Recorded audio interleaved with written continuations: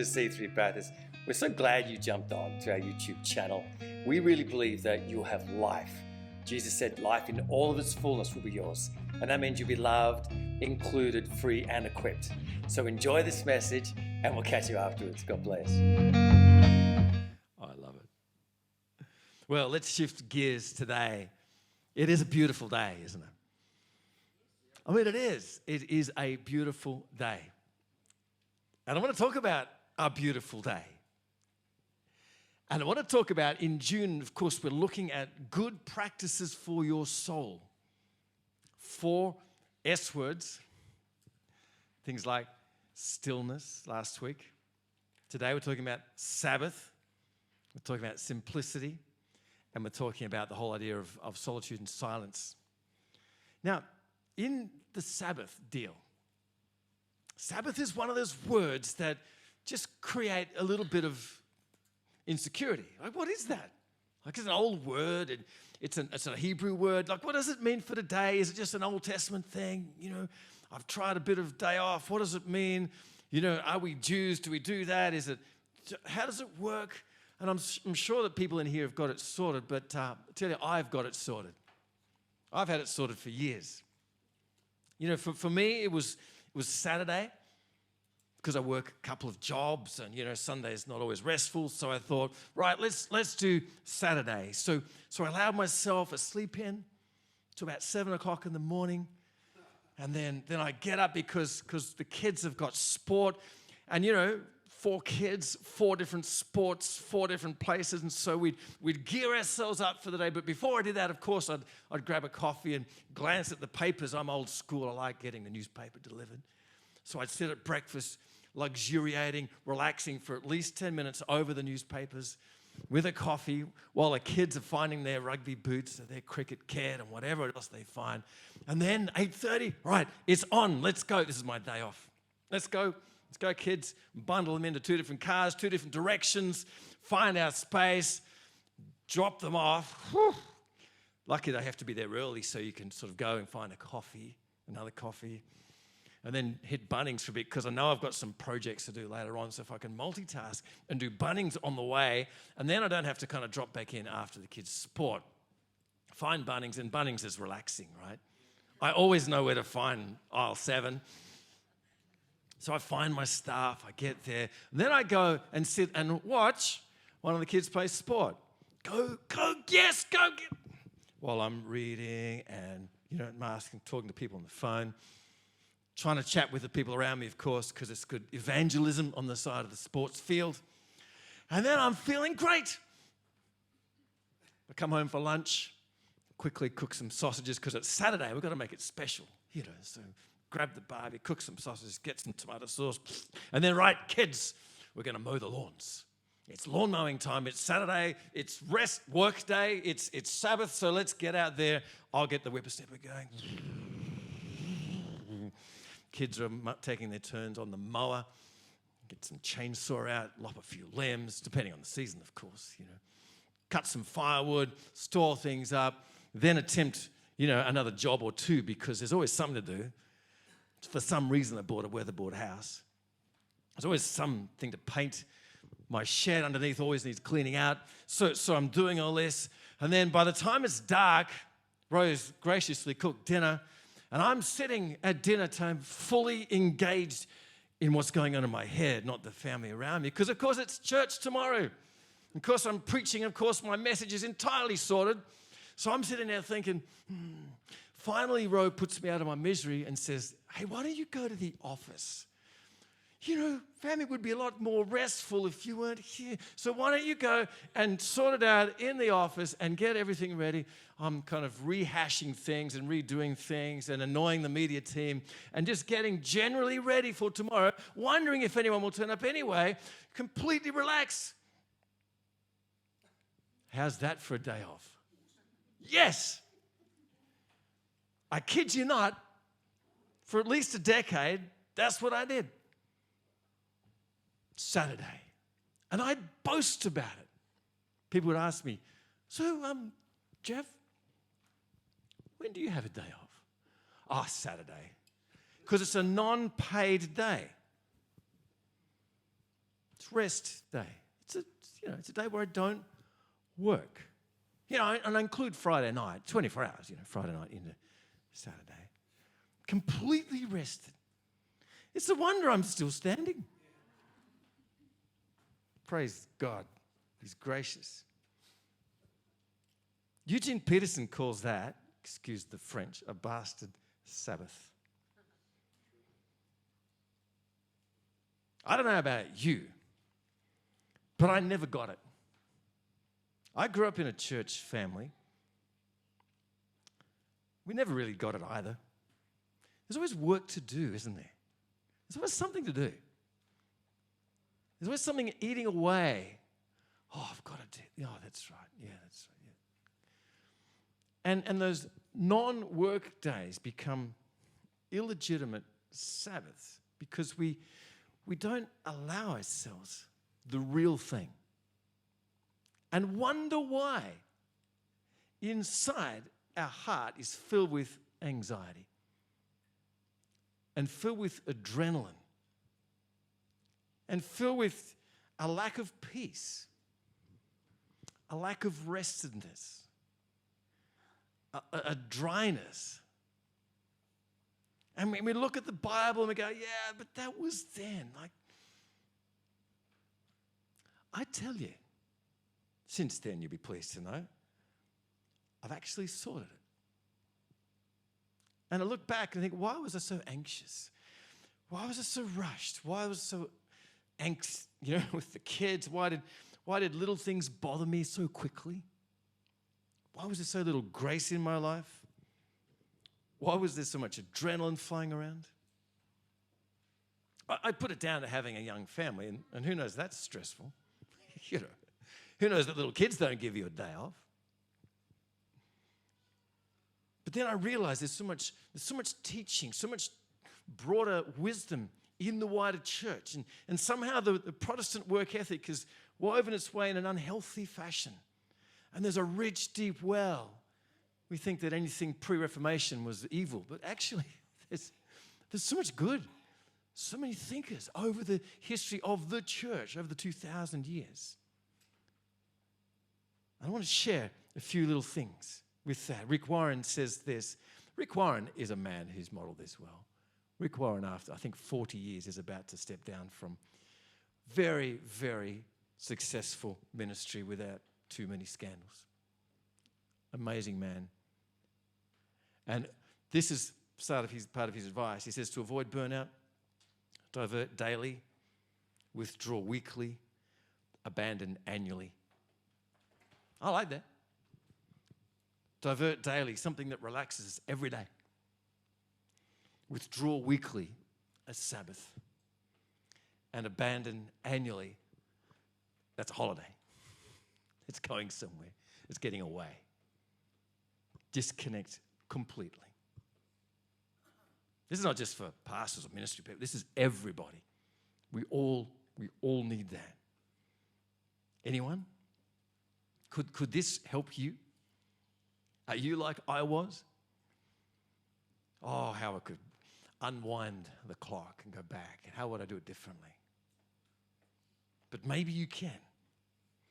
Could it be that our world just needs a good rest? Could it be that COVID was just a big Jubilee Sabbath? That God said, shh, stop. Too many planes. Too much craziness. Just stop and be at home for a while. Could it be that the world itself is in the rhythm that's disconnected from what it should be? Autumn, winter, spring, summer, day, night, sleep, rest. Leaves that fall off a tree, animals that sleep. Have we missed something? I want to picture an ideal day. Could it be a day to appreciate the small and seemingly insignificant but so important things in your world? People around you. Could it be a day to slow down? Could it be a day to enjoy the things we work so hard for? A day to be present to God and to others. permission to stop. You are allowed to stop. It's a beautiful day. Don't let it get away, a poet once said. I want to explore two things. I want to just look at the biblical understanding of the Sabbath, and then look at how we can actually make it work today. And we're going to end with communion, a time of just connecting with God over that meal, that rest that he gives us. You ready? All right. 3 key scriptures. There's heaps. There's heaps. But let's go back to the beginning. This is the example. This is what God showed us in the scriptures. Right back in Genesis 2. Thus the heavens and the earth were finished, and all of the host. So God made everything. Right? Absolutely made everything from nothing. And he finished it. On the 7th day, God finished his work that he had done, and he rested on the 7th day from all his work that he had done. So God blessed the 7th day and made it holy, because on it God rested from all his work which he had done in creation. Such a rich passage. So God was tired, wasn't he? No. Does God get tired and grow weary? Scriptures say no. So why was he resting? Was he exhausted? Oh, man, there was so much creating. Oh, man, I'm going to sleep in this morning. No, God doesn't grow tired or weary. So what's he doing? Enjoying his creation? Man, look at that mountain. Look at Everest. Oh, yes. Look at the Grand Canyon. Man, oh, high five, Jesus. You know, like what was he doing? Just enjoying. Look at these people. They're going to drive us nuts, but these are people. These are the finest part of our creation. I know that inside of them, they're gonna have fun. But wow, we did it. We've been dreaming of this for billions of years. Now we've done it. Let's just pause and enjoy the work of creation. Ever thought about that? God sat back and stopped. It's the example right at the beginning of the Bible. He finished his work. I love this. In verse 2, it says, on the 7th day, God finished his work. You see that? How did he finish his work? By resting. Like your work is not finished until you rest, until you stop. Like, done.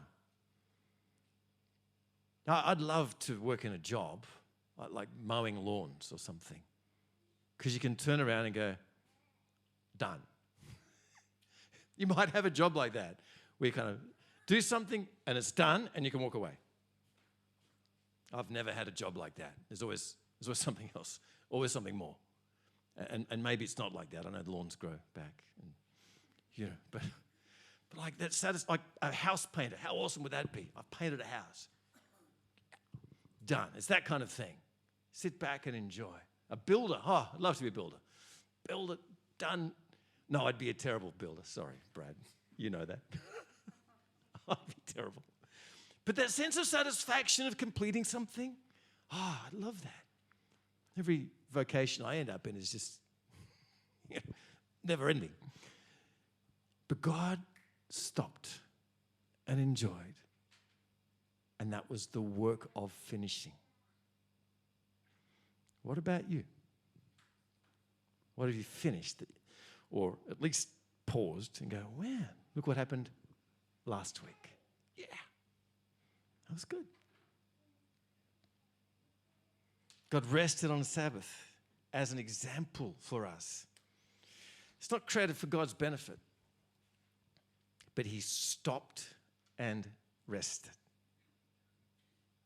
Okay, that's the example that God gives.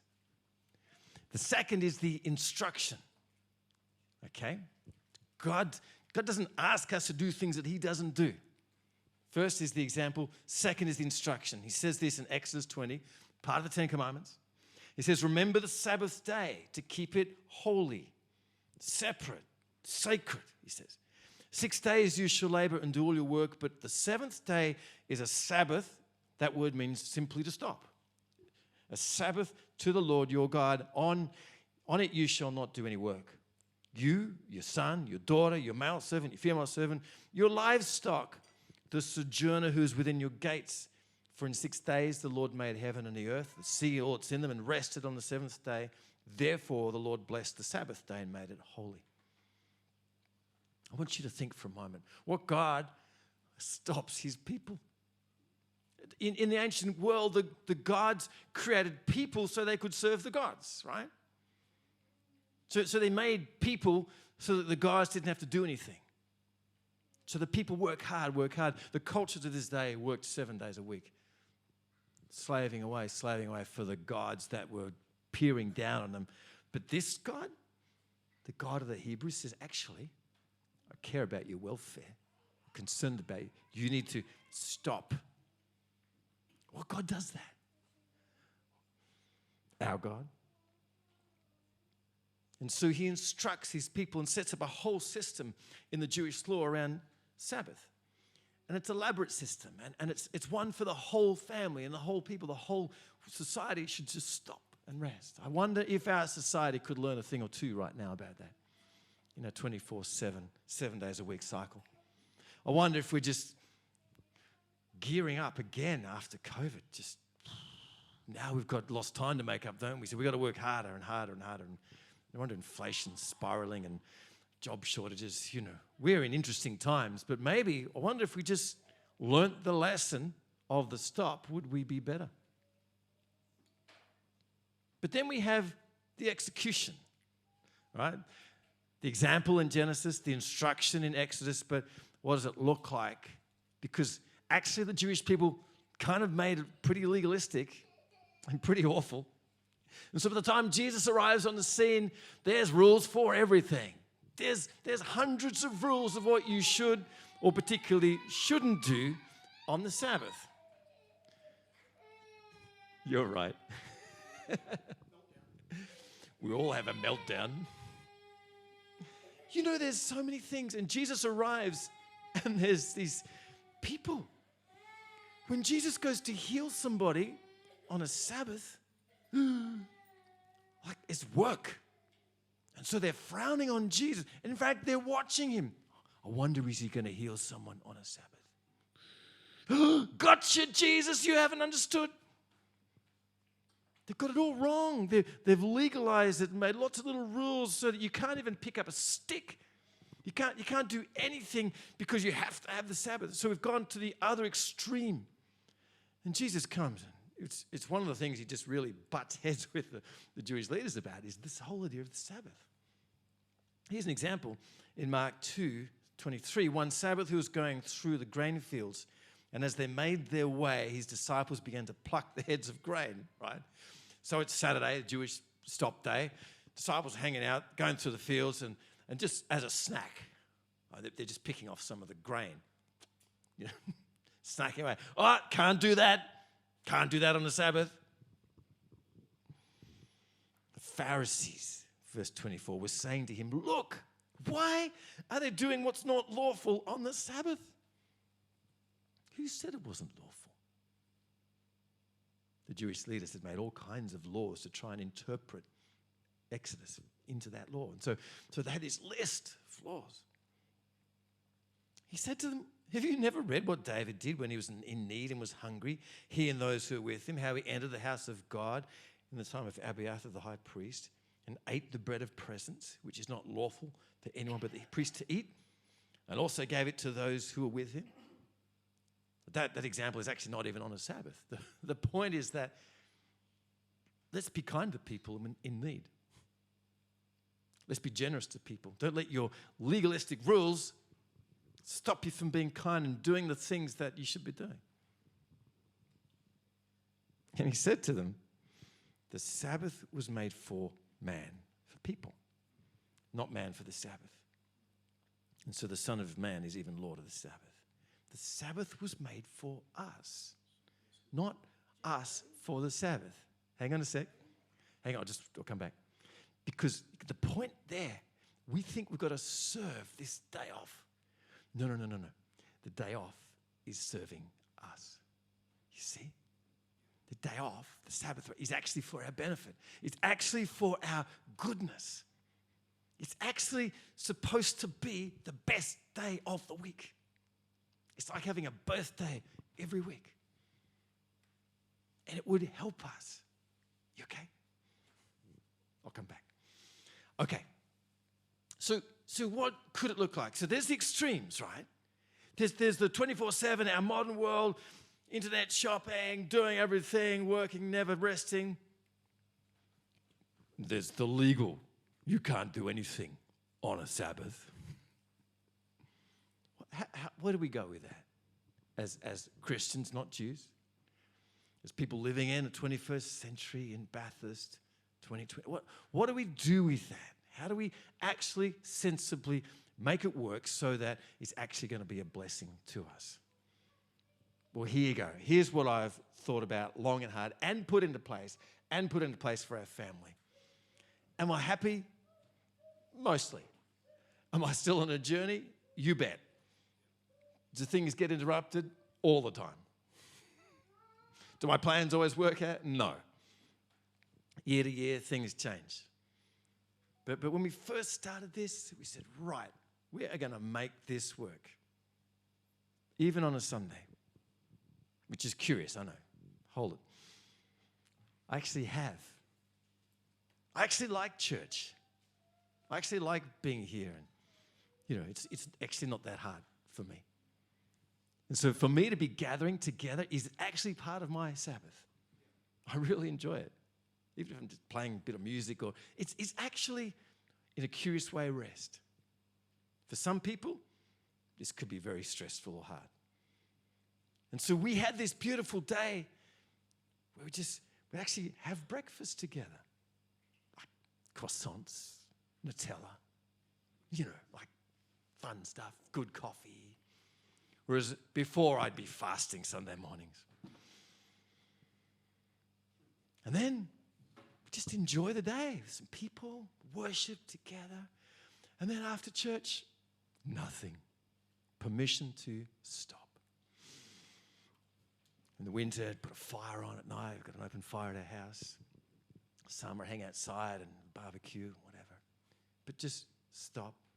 Nighttime, watch a bit of TV together, a series. Sometimes someone around for dinner that's, fun and just... But the whole point was a day we look forward to. We'd actually plan a special meal together. Like buy some good quality food, nice bottle of red, and just enjoy the day. We even had one of our kids doing the HSC in the middle of this. He didn't do any work on Sunday and did pretty well. Even in the HSC, even in the middle of exams. Bold, huh? Here's what I've worked out. It's sweet. Sweet. S-W-E-E-T. Sweet. A sweet day. You want to plan a sweet day? Here's some thoughts. Get creative. Number one, S, stop. Stop. That's what God did. He stopped. That's what Sabbath means, to cease. Stop. And on the seventh day, Genesis 2:2, God finished his work that he had done and he rested. Cease from work for 24 hours. Can you do that? So what's your regular income earning job? Can you find 24 hours in the week to stop? If it's a Sunday, it works really well. I get it. The shift work. There's all kinds of things that happen, and people need to work, and our world needs to function. So don't beat yourself up if you have to work on a Sunday. But find another day. Find another day. Maybe it's Saturday. Maybe it's a Friday. Stop. Stop. Stop from your work activity and your non-paid work activity. Housework, garden work, all that stuff. Kids kind of still need to be looked after, but that's just life, seasons of life. You won't always have little kids if you're in that stage. It does move. Stop. Sweet day. Stop. W, worship. This is not just a day off. It's a holy day off. So in Exodus 20, verse 8, remember the Sabbath day to keep it holy. So worship is a great way to keep it holy. We are giving this day to God as well as for our rest. And so in worship, find time to worship alone and together. Find some space alone with God. Just to be, not, I've got my Bible plan, I've got to read this, and I've missed it all this week, so I'm going to spend today catching up. What if you just had half an hour just to sit with God, like we talked about last week? Just to be with God. Just be. Don't have any words. Just find your favorite chair, tree, window, bushwalk, whatever place that just allows you to be. If you've got young kids, just try and carve out half a day, get some help in. Half an hour, sorry. Worship together as well. That's why Sundays work, because that's why we come together. Otherwise, you just get very isolated and individual. But if you can worship together, come worship together. S, stop. W, worship. E, enjoy. What do you enjoy? God enjoyed his creation. He looked back and said, man, that was awesome. He enjoyed it together. Imagine just building something into your day. What is that for you? Is it gardening? Enjoying gardening, not hard work gardening, but just being in the garden. Is it going somewhere? Is it a long drive in a nice car, a motorbike ride, a push bike? What is it for you? A 10K run for some people would be enjoyable. Build something into your Sabbath that's enjoyable. Is it cooking? Is it baking? Cakes? Decorating things? Is it just finding a novel? A good, wholesome movie? What is it that you just go, what would you look forward to if you could write your day and build in half a day just to enjoy, just spend time enjoying it? Permission to enjoy. It sounds so countercultural, doesn't it? E, because the Sabbath was made for man, not man for the Sabbath. Enjoy the fruits of your labor. You work hard. Buy stuff. Enjoy it. Stop. Worship. Enjoy. There's another E coming, my favorite. Eat. Eat. Come on. The Bible is full of feasting. Jesus was accused of being a glutton and a drunkard. Did you know that? He was forever eating with people, the wrong people.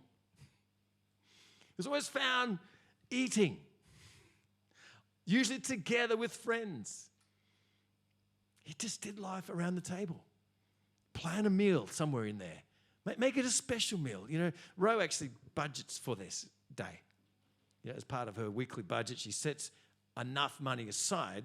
We might do it out here so that on the Sabbath, it's good at our place. You know, good cuts of meat or wine or dessert. And then, so eat, plan some times, and then you can bring some close friends or family into that space.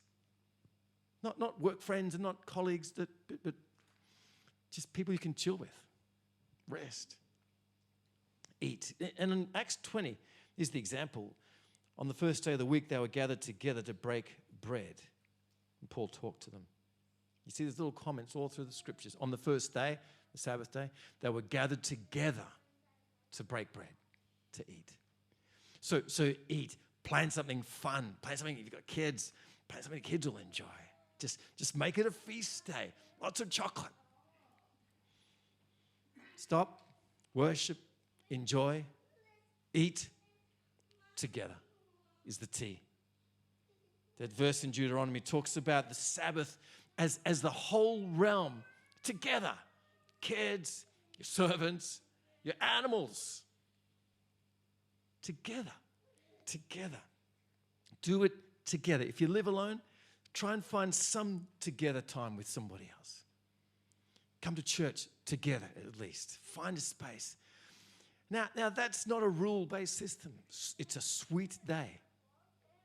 It's some guidelines, some principles, some ideas that I see throughout the scriptures that'll really help you reform. And the benefit is not just mental health and wellness that we talk about so much these days, but never talk about how to do it. It's actually good for the soul. You'll find that you will restore your soul as you come beside still waters and green pastures. Cole, can I get the musos up?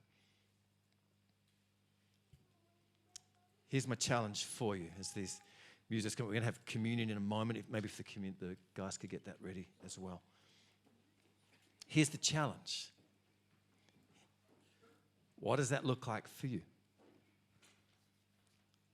What does it look like? What day of the week is this? You've got to plan this. You can't just arrive at it and go, oh, that's right. No, plan it. If you can't see it this week, start it the following week. Set aside a Sunday, a Saturday, or Friday, or something that works for your schedule, for your work context primarily, maybe your family context. What does it look like for you? You will be blessed if you do it. You will find life in this. It really will transform you. It's transformed mine. Not so grumpy anymore at home. It'll really change you. Combined with all these other practices of spiritual health, this one is a real key because it's practical. Some of you are thinking, I can't afford the time. It's a bit like tithing that Adam talked about. No, we can't afford to give 10%. But I tell you, it's a faith aspect of that. I can't afford a day. Goodness, how? Think about it. For some, it could be a sacrifice of a day. But we simply weren't designed to live 24/7, 7 days a week without rest. We simply weren't. We can push back against our culture. We can push back against the demands. Building something really healthy that just could change your world and your family. You can heal marriages. You can heal relationships and kids. Just hang on to the communion when you get that. It'll lead you into something in a moment. But what is that for you? What day? If you live with other people, start planning it today. Sweet. You stop. You worship, where you enjoy, you eat together, you'll find life returning to your bodies, sleep returning, and joy returning, fullness returning. Nicole, do you mind just getting these guys to? Let me pray. Holy Spirit, I'm praying for creative ideas. I'm praying for life to flow. I'm praying for joy to flow. I'm praying for freedom. I'm praying for really, really practical ways of implementing. I'm praying that we navigate the challenges. And I'm praying that we just get creative and have a whole lot of fun together. Hey, thanks for watching. Make sure you subscribe to our YouTube channel, or you can download our church app to keep up to date with what's going on. And of course, if you're in the Bathurst area, we'd love you to pop in and say hello. Wonderful. See you soon.